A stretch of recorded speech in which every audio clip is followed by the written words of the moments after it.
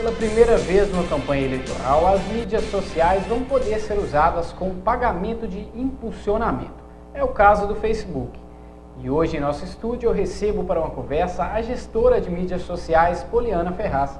Boa noite, Poliana. Boa noite. Nessas eleições, a mídia social vai ser um fator importante?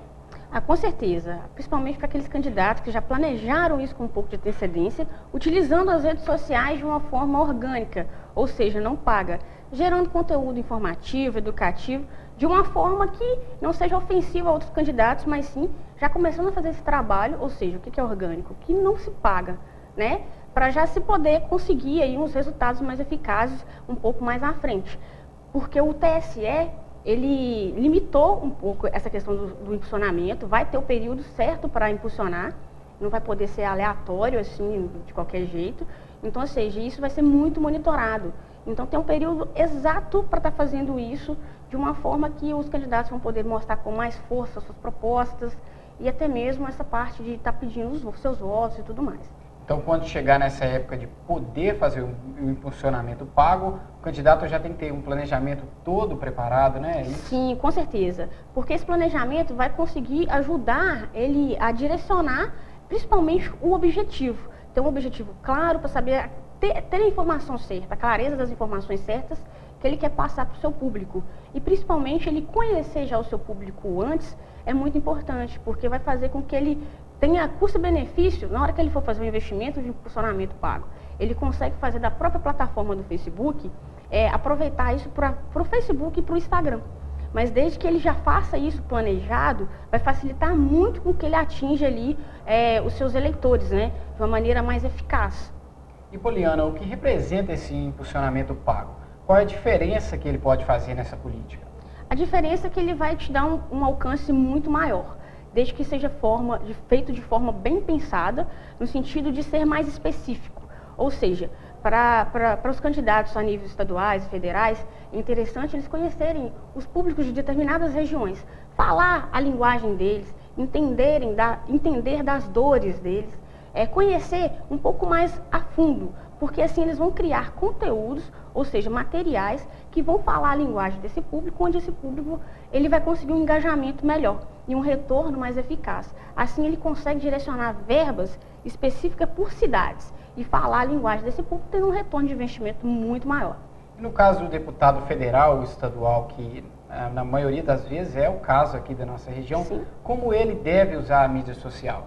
Eu aconselho já de primeira mão ele começar por um planejamento, mesmo que seja orgânico ou pago. Por quê? Porque ele tendo um planejamento, ele vai conseguir ter clareza no passo a passo que ele vai aproveitar mais aí durante esse tempo que ele tem. Querendo ou não, a gente já está quase chegando aí no período já das eleições. O tempo passa rápido, e passa muito rápido. Então, assim, ele tendo esse planejamento, ele vai ter com clareza o seu objetivo, ele vai entender ele vai ter um cronograma, até mesmo de conteúdo, do que se postar, em quais redes sociais ele vai utilizar. Ele vai começar a fazer isso de uma forma orgânica para conhecer melhor o seu público e entender o que esse público está pedindo, né? Então, assim, eu aconselho sempre eles fazerem de uma forma informativa e educativa, e sem criar fake news, sem criar, vamos dizer assim, coisas que não têm muito interesse, simplesmente por estar ali nas redes sociais. Ter uma presença online é muito importante, mas desde que isso seja feito com mais qualidade. Exatamente isso que eu ia te perguntar agora, né? O contrário, sim, dessa situação, o que não deve ser feito? O que não deve ser feito é realmente isso, evitar fazer fake news, principalmente na questão de comportamento, de denegrir a imagem de um outro candidato, com palavras, frases, posts ofensivos. O TSE está literalmente monitorando isso com mais força, ele está cuidando disso melhor, então isso pode acarretar aí sérios problemas até tributários aí para o candidato. Então tem que ter muito cuidado com relação a isso. Fazer sim, faça mais conteúdos de qualidade, informativo, educativo, mostrando aí o seu dia a dia, a interatividade deles com o público, o engajamento deles aí, indo participar mesmo de eventos nas comunidades, nas cidades, mostrar essa participação e o real interesse disso.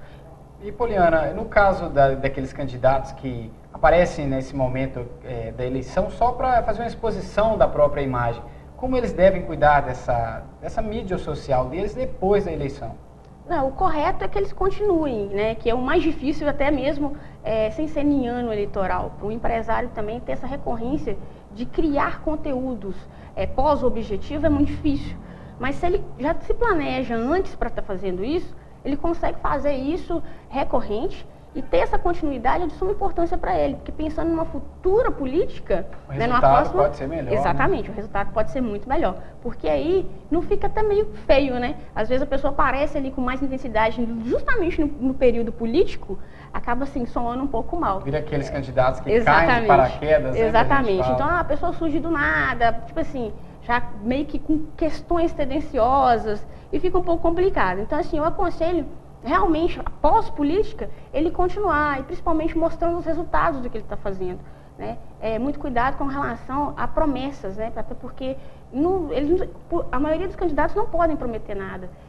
Tudo isso tem um processo por trás disso. Né? Então, ou seja, eles apresentam projetos que isso vai passar ainda ali por uma série de sistema burocrático, né? Para aprovação, para poder chegar ali na população. Então, assim, muito cuidado também, até a população, de não cair nesses contos de promessas de candidatos, né? Então, eles têm que ter muito cuidado com isso e se certificar de que seu conteúdo realmente está condizente ali à sua proposta, principalmente. Ok, Poliana, eu agradeço muito pela sua participação. Eu que agradeço, muito obrigada. Tenha uma boa noite. Para você também. O Jornal das 7 fica por aqui. Para você, uma boa noite e até amanhã.